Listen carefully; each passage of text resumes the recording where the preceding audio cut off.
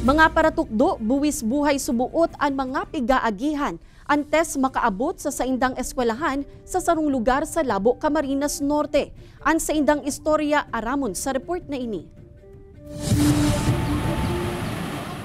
Haros buwis buhay ang paglaog sa eskwelahan asin pagpulikan mga paratukdo sa Dumagmag Integrated School na saro sa mga geographically isolated barangays kan Banwaan in Labo, Camarines Norte. Storya kang paratukdo na si Christian Carlo Nolis. Tuyong nag-uuran, no choice sinda kundi maglunad sa baroto asin mabalyo sa sarong spillway sa barangay Exiban.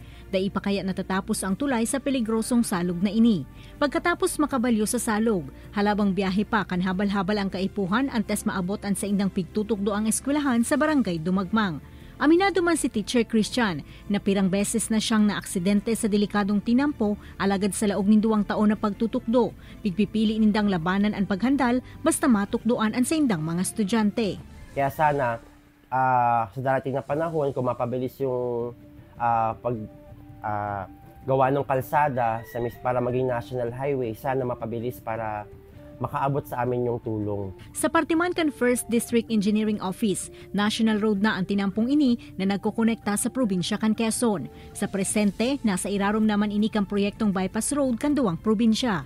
Ang lokasyon asin pabago-bagong panahon ang saro sa pigtutukdong rason kung taano ta nahahaluyan ang patrabahong ini. Doon sa project ng region, baka meron silang mga mga affected residents na concerned nila yun. At wag naman nilang basta lang baliwalain.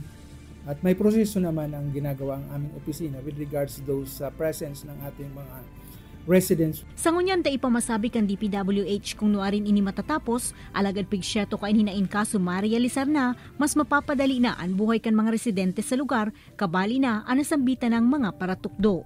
Ini si Rosie Nieva, Balitang Bicolandia.